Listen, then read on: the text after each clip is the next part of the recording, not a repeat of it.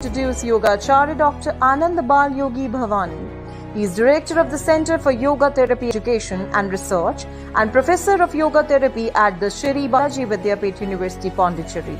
He is the Chairman of the International Center for Yoga Education and Research at Ananda Ashram, Pondicherry, and Yoga Anjali Natyalam, the Primary Institute of Yoga and Carnatic Music and Bharatnatyam in Pondicherry. He is a gold medalist in Medical Studies MBBS with postgraduate diploma in both Family Health and Yoga and the Advanced Diploma in Yoga. A fellow of the Indian Academy of Yoga, he has authored 9 DVDs and 25 books and 21 competitions on yoga. He is a classical Indian vocalist, percussionist, music composer and choreographer of Indian classical dance. He is a recognized PhD guide for yoga therapy and is the first Indian to be recognized as an IAYT certified yoga therapist by the International Association of Yoga Therapists USA. He attended conferences in UK, USA, Italy, Malaysia, Germany, Switzerland, Canada, New Zealand, etc. He is an honorary advisor to the International Association of Yoga Therapists, Australian Association of Yoga Therapists, Worldwide Yoga Foundation. He is a member of numerous experts committees of the Ministry of Ayush, including a National Board for Promotion of Yoga and Naturopathy, Expert Committee for Celebration of International Yoga Day, and the Yoga and Diabetic Program. He is a consultant resource person for the WHO Collaborative Center in Traditional Medicines at New Delhi. So, ladies and gentlemen, please welcome and put your hands together for Dr. Anand Balyogi Bhavani. Namaste, namaskaram, vanakkam, swagatam, bonjour, buongiorno, buonasera, buonanotte, huya more, boreda, kio ora, salamat pagi, ayu bovan, ayushman bhava, shubh dinam, suprabhat, salom. Greetings to you from Puducherry, the land of the Siddha tradition. Gives me great pleasure to be with all of you today, uniting our consciousness through that most amazing aspect of humanity, that which brings us all together, that of our Divine Mother, Yoga herself. Today, I felt like sharing with you some concepts of Upasana as a yoga. Upasana is normally understood as the performance of rituals in puja, and it is often brought out in the concept of worship. Yet, the yoga tradition takes it, as usual, a step further. Because the word upasana implies to sit close to be close to. Up-asana. Asana as a seating and up nearby. Now, the concept of asana can also be understood as a state of being, where you have stability and ease. So, upasana as being close to that state of being which has stability and ease. It is often defined as being close to the Guru, sitting at the feet of the Master, or being close to the Divine. In fact, Saint Thirumoolar, who has given us the Saiva Siddhanta tradition of Ashtanga Yoga, which has the 8 limbs similar to Maharishi Patanjali's Ashtanga Yoga, he describes 4 methodologies, and he says there is the Charya Marga, the Charya Pada, the Kriya Marga, the Kriya Pada, the Yoga Marga, the Yoga Pada, and the Jnana Marga, Jnana Pada. And he says that through this, you can go through 4 ways of getting closer to the divine, the universe, that supreme consciousness. So he says, through the Charya Marga, you can come into what is called Salokya Mukti, as some people call it, or Salokya Moksha, where you are in the same plane of consciousness as the divinity itself. Wonderful, you are in the same loka. But then through the Kriya Marga, the Kriya Pada, you can go into Samipya, where you are close to the divinity itself. You are very close to the divine. Not only in the same region, but close to the divine, Samipya. But then through the Yoga Marga, the Yoga Pada, you become Sarupya. You take on the form of the divinity itself. Your divine nature starts to blossom. And then through the Jnana Marga, Jnana Pada, Sayujya, where you unite into that supreme consciousness. Salokya, Samipya, Sarupya, and Sayujya, moksha or mukti as they consider. The concept of Upasana is given as intense meditation by Adi Shankara. This intense meditation, which in the teachings of Maharishi Patanjali imply the samyama, dharana, dhyana, samadhi, which become one, trayamekatva samyama, as Maharishi Patanjali tells us. Focusing the mind on one place, object or thing, dharana. When it becomes uninterrupted flow, a seamless flow of oneness, that is dhyana. And then becoming one with that object of contemplation becomes samadhi of complete absorption. Dharana, dhyana, samadhi. And of course, we cannot forget that all the preceding 5 limbs of yama, niyama, asana, pranayama and pratyahara are a preparation for the antaranga yoga or the samyama yoga, which then becomes the upasana yoga also, where we are able to focus. And the initial focus has to be on things that you can know, because the process of growth, the process of learning, the process of evolution is from known to unknown. And that is why we have to move through the gunas from a saguna form of contemplation to the nirguna form of contemplation.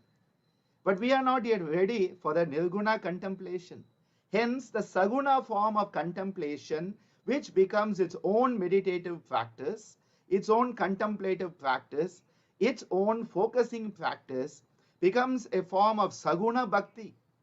Because upasana as an anga of the bhakti marga is also very important. And this is where the concept of Guru Shishya Parampara is very vital. Because the student sits at the feet of the Guru, sits close to the Guru, so that the amazing teachings can flow from the master to the disciple. Nowadays, Guru Shishya, master disciple, teacher taught has become provider, consumer. And as you know, consumer is always right.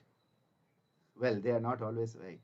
Because the Guru is the one who knows what is it that the student needs rather than what they want.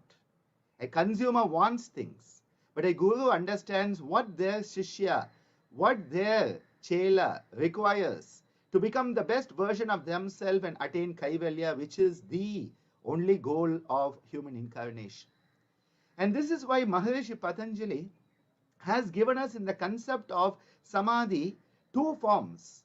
He talks about the cognitive Samadhi, Samprajnata Samadhi, where you have an object of contemplation. It is a saguna form. As we said, saguna, known to unknown, saguna to nirguna, samprajnata to asamprajnata. That is why sometimes Upasana yoga is also called Samadhi yoga. Some people expand it into Ashtanga yoga also. Because ultimate Samadhi sthiti is only manifesting when all the previous angas, all the angas come together, and then Samadhi anga will flourish. Patanjali tells us very clearly, he says that the Sabija Samadhi, the Samprajnata Samadhi, which is Saguna, is moving from Vitarka Vichara Ananda Asmita Rupa Anugamat Samprajnata. So the Vitarka, which is on a gross object, which can be a form of the deity, it can be the form of the Guru. You are choosing a gross form to contemplate. It becomes Savitarka Samadhi when you perform Dharana, Dhyana and Samadhi on it, Samyama. So Dharana, Dhyana, Samadhi, Samyama on a gross object, Savitarka Samadhi, and then as you go deeper into it, you clear your memory, you format your memory drive, and all the associations are removed, and then it becomes Nirvitarka. So Savitarka, Nirvitarka Samadhi. Then you have to go into the internal part, Vichara, which is now becoming more subtle. So first it was the gross object. Now it is becoming the subtle object. And again the same process. First contemplating the subtle object, that internal subtle object which is Savichara, clearing the memory of all its associations, Nirvichara. And thus we move from Vitarka to Vichara, Savitarka, Nirvitarka, Savichara and Nirvichara, and then we come into that state of Ananda and Asmita Rupa. As we start to question ourselves, who am I, Nan Yar, as Ramana Maharishi said. It is interesting that Ramana, who is definitely one of the Maharishis of the modern age, he was asked, Ramana, what is the most important asana that we can do? What is the most best asana?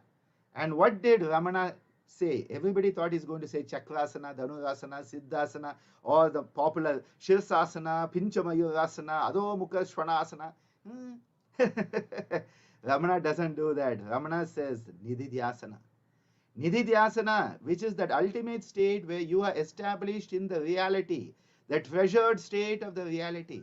And the process for that has to go Shravana, you have to first listen. Then Manana, you have to contemplate, and then you become established in it. Shravana, Manana, Nididhyasana. Where does this occur? It is occurring close to the Guru, at the feet of the Master.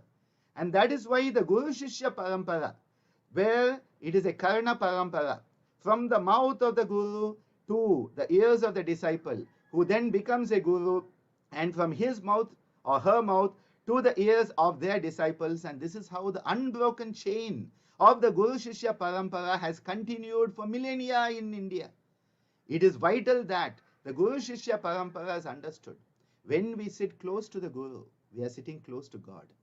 Because as Kabir Das tells us in his Doha so beautifully, if Guru and God were to appear at the same time, who do you pay your obeisance to first? And he says, to the Guru. Because it is the Guru who introduces you to God. And this is why when we talk about Upasana and Upasana Yoga, what is very important is that we learn to focus the mind. How can you focus the mind? The all-pointed mind, Sarvartha mind has to become Ekagratayo. Sarvartha Ekagratayo Kshayodayo has to occur. The Parinama has to occur. For that to occur, we need the foundation of Pranayama Sadhana. Because Pranayama makes us fit for the Antaranga. Dharana Sucha Yogyata Manasaha. And this is why Pranayama Sadhana is the base, where the mind which is all pointed becomes one-pointed. When the one-pointed mind is now focused on a gross object, it starts to become a Saguna form of Dharana, Dhyana, and coming into a Saguna form of Samadhi, which Patanjali so beautifully calls as the Sabija or Sampragyata Samadhi. As we go through this process, we are moving through the different layers. We are moving from duality to non-duality, from Dvitiyam to Ekam. And this is why this whole concept can be understood as Abhyasa Yoga also. Because it takes a firm commitment to keep focusing, come what may. All the distractions that are coming, we negate them. And every time the mind runs away like a wild animal, we bring it back to its original place. And as we start to do this, Sarvartha Ekagratayo, slowly and steadily, we move through the different layers of Muda, Kshipta, Vikshipta, Ekagrata, coming into that state of Niruddha. And we move from the Saguna to the Nirguna form. Upasana is a beautiful method to enable us to rest firmly in that state of stability and ease, the highest state where we can become once again close to the divinity, close to the supreme consciousness, and then we ultimately become that pure consciousness of Ishvara itself. Wishing you a wonderful sadhana through Upasana. May we all be blessed, and may we be a blessing wherever we are. Hari Om Tat Sat. On behalf of United Consciousness, I thank Dr. Anand Balyogi Bhavani to come onto the platform of United Consciousness and sharing his views. Thank you so much.